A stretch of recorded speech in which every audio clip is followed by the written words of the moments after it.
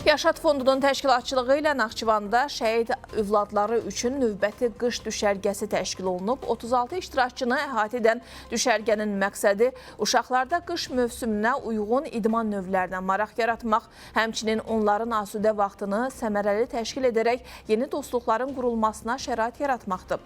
Düşərgənin ilk günündə iştirakçılar Duzdağ Müalicə Mərkəzinə ekskursiya ediblər. Növbəti günlərdə isə onlar Ağbulaq İstirahət Mərkəzində xizək təlimlərinə qatılıb, kirşə sürüşü və digər qış əyləncələrində iştirak ediblər.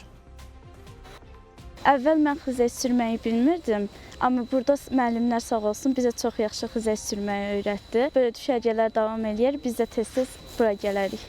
Mən burada ilk dəfə gələndə xizək haqqında məlumatım yox idi, orada minə bilmirdim. Soruşdum görən insanlar necə sürür, artıq mən özümdə digərlər kimi rahat sürə bilirəm. Bəlkə də onların hər hansısa biri gələcəkdə qış idman növlərində ölkəmizi təmsil edə bilərlər.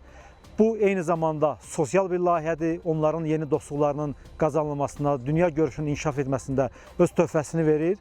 İlin əvvəli olmağına baxmayaraq, Yaşad Fondu sayca 4-cü layihəsini həyata keçirdir.